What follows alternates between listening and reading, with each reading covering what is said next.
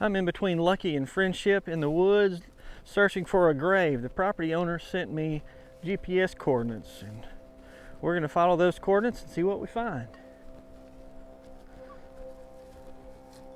Look at the cactus out here. There's a lot of cacti out here all over the place. Look at this.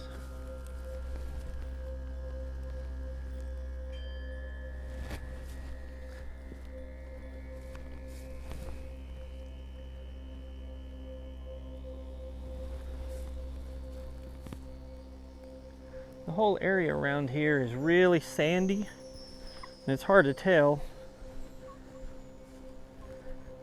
just how sandy it is.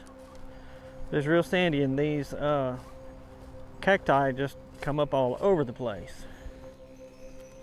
Look at those old oak trees in front of us. Look at that big oak tree. Wow.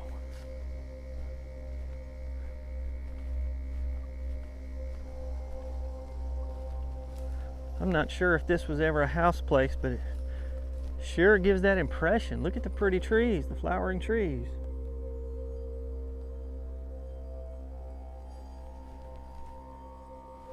Can you see that dip right there in between those big oak trees? We're gonna go take a look at these oak trees and get a measurement.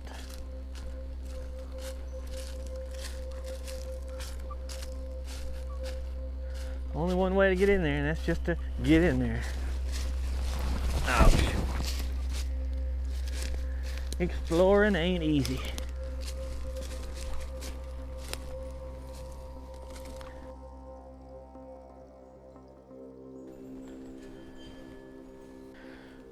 All right, I'm gonna take a measurement here. I'm gonna measure this about chest high.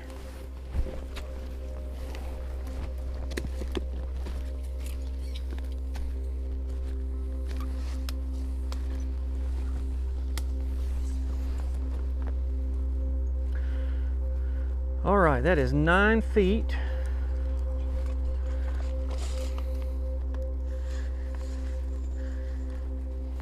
Feel like I got a catfish on there. Take 9 feet, convert that to inches, 108 inches, divide by pi, 3.14, and then multiply that by the growth rate factor. This appears to be a white oak tree. Times 5. So this tree about 172 years old.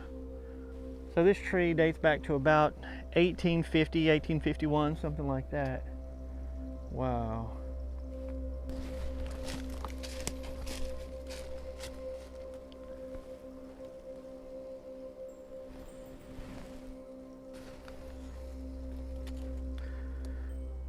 Look at that. 9 feet. 9 feet. That's exactly the same size as that other one was. Now this isn't perfectly straight, but within a ½ inch of being 9 feet. So that means these trees are approximately the same age, which makes me think they were probably planted. Now that might be a stretch, but that's just kind of what I'm thinking. Let's look at these others. It's making me wonder if this was the road.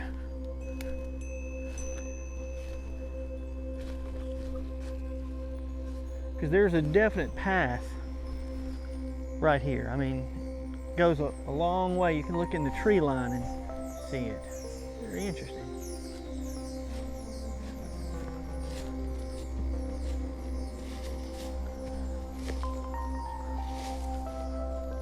Now, I found something I need to show you. I accidentally stumbled upon a piece of iron here. I have no idea what this is, and it may stay there. It's grown up and all that.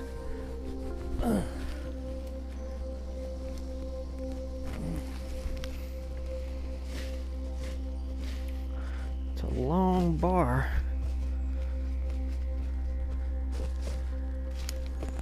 What is this? Anybody out there tell me? It looks or feels like a long piece of iron. Might be a set screw or a... I don't feel anything on that side. That bolt was broken off. That's what that is. Ooh, because that is sharp. Wondering if that is a part of an axle or something.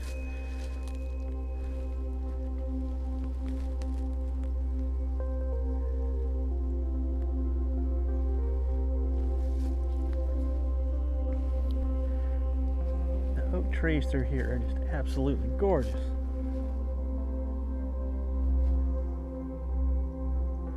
I tell you, I'm going to have to remember this spot and come back in the fall. If nothing else, just to get the changing of the leaves.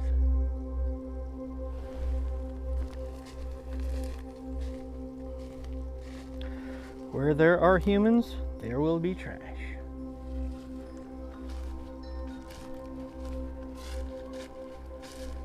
Wow. Look how pretty. Look at that. It's nice out here. All you can hear is the wind in the trees.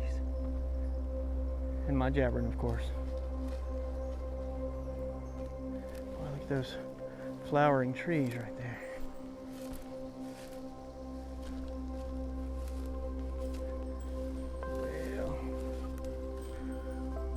Right in there. See what we can find.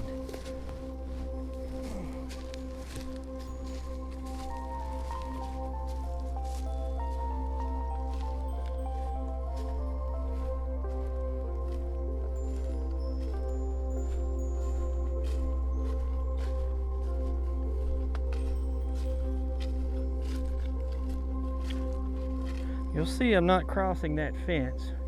The reason I'm not crossing that fence is I don't have permission to be on that property. My GPS just beeped, so that means we're close. Let's take a look around. Kind of get a... I'm using the camera to see. It says we are right at it. I wonder if it's in this thick stuff. Wait. What is that? Right? Can you see it? Right there is a headstone. There is the headstone.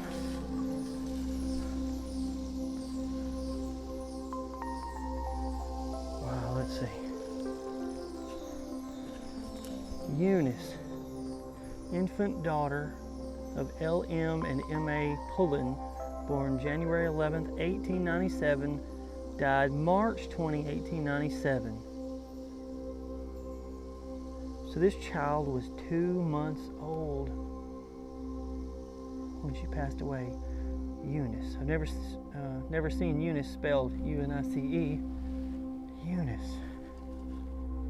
Now let me show you what's around here. See, there is timber. If there was a logging crew coming through here, they didn't know this was here, they would just run over it and no one would ever know.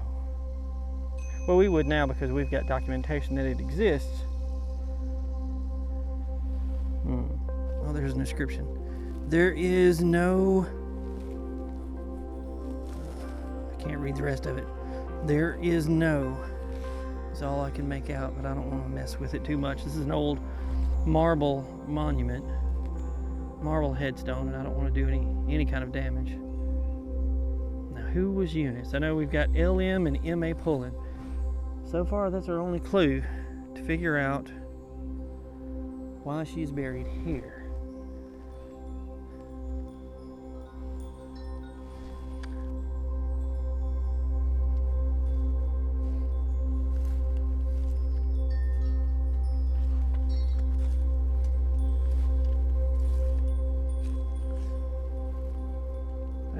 Thick stuff right there. Well, I don't see any evidence of any other headstones, any other evidence of graves at this spot. Surely she wouldn't be buried by herself. All right, let's go see what we can learn about little Miss Unice. Between September 1850 and March 1853, Unice's grandparents, Henry H. Pullen and Louisa Sarah Jane Stewart, moved from Newton, Mississippi to the now lost community of Brush Valley, what some people call Brushy Valley, with their children, which included Lee Pullen, Unice's father. Lee was less than 3 years old when they made the trip. Today we can make the 250-mile trip in a little less than 4 hours, but in the 1850s, the trip in a covered wagon took between a week and a half to a month, depending on road conditions, weather, and the health of the travelers. In 1876, 26-year-old Lee married 18-year-old Mary Ann Hadwin. Together they had 10 children that we know about, the first of which was a daughter named Ola Pullen. Ola died in June 1882 and is buried here in the Carolina Baptist Church Cemetery. Lee and Mary had 8 more children. Then on January the 11th, 1897, little Unice was born. Tragically, she died just 68 days later. Lee and Mary buried young Unice on their property rather than here in the cemetery next to her older sister, Ola. You know, except for Unice, whom we're investigating here, and William Joseph Pullen, whose grave location is unknown, as an adult he moved to Oklahoma, Lee Pullen's entire family is buried here in Carolina Baptist Church Cemetery. So it begs to ask, why was little Unice buried in the woods? In 1897, at the time of little Unice's death, Lee Pullen owned all of this land you can see in the background. In all, he owned 210 acres. Let me show you another feature of this land right quick. If you'll take a close look, you'll notice there's a dip in this land right here. And there are large white oak trees on each side of this little dip. Now originally I thought maybe this was a house place or something like that, but it turns out this was the old wagon road that passed through the property. This old wagon road was an important junction, especially to Unice's and the Pullen family's history. Lee Pullen's property consisted of what is shown on this 1860s map as Mrs. Rayburn. If we could go back in time and follow this road a mile and a half to the east, a road which is now Highway 4, we would arrive at Rayburn's Salt Works, one of the most important sources of salt for this region in the 1800s. This map shows Rayburn spelled R-E-Y-B-U-R-N, but the correct spelling is R-A-B-O-R-N. Rayburn descendants still live in the Carolina community. 10 miles to the northwest of the property was Sparta, the seat of Bienville Parish at the time. Starting back at the Pullen property, if we follow the road just over 4 miles to the south, it would lead to an intersection with a cross on the map. This cross represents Carolina Baptist Church, where most of Lee Pullen's family were buried. Today, Carolina Baptist Church is on a quiet back road, but in the 1800s and early 1900s, it was on a crossroads at the intersection of the Sparta-Alexandria Road and the Campty-Vernon Road. When I began researching little Unice, I kept asking myself, why would she be buried in the middle of the woods? Why is she this far out, away from anything? Was this part of some dark family secret? Was she the product of an extramarital affair, perhaps? Well, the answer to that is no. If you look at old aerial maps of this area, when the Pullens owned this property, this would not have been wooded area. All of this was cleared out. This was a cotton plantation. And little Unice's grave was on a hilltop, a prominent hilltop. She had a prominent spot. Her white marble monument would have been visible for a long distance. The family wasn't trying to hide her at all. Maybe they just wanted to keep her closer to them. In 1913, for reasons that I could only speculate about, Unice's father sold the land, which included the grave of his daughter. I can only imagine how difficult a decision that must have been. We humans leave a paper trail throughout our lives. Even before the digital age, we left a paper trail. Birth certificates, marriage certificates, death certificates, census records, newspaper articles. There's a whole host of documents that have followed us throughout our lives. I used Ancestry.com to search for more information about little Unice. With over 30 billion, that's billion with a B, 30 billion historical records online, Ancestry.com is the largest for-profit genealogy company in the world. This site has never let me down until now. Little Unice left no paper trail. Unice would not have had a birth certificate. The federal government first developed a standard birth certificate form in 1907. The current system of the states collecting data and reporting it to the federal government developed between 1915, when the federal government mandated that all states collect and report the data, in 1933, by which time all of the states were participating. In 1946, responsibility for collecting and publishing vital statistics at the national level shifted from the Census Bureau to the National Office of Vital Statistics. Other than that single marble headstone, there was no record that little Unice existed at all. That changes now. I have added my research on little Unice to Ancestry.com and Find a Grave and other online sites. Families will now be able to learn that they have a relative who, until now, was lost to history. You know, the landowner expressed an interest in having little Unice's body exhumed and reburied at Carolina Cemetery just down the road. I spoke with the state archaeologist about the process and learned that it would cost a minimum of $10,000, probably more in line with $20,000, to move little Unice. She's been in this spot for 125 years, and it looks like she will remain here, hopefully undisturbed, for all eternity.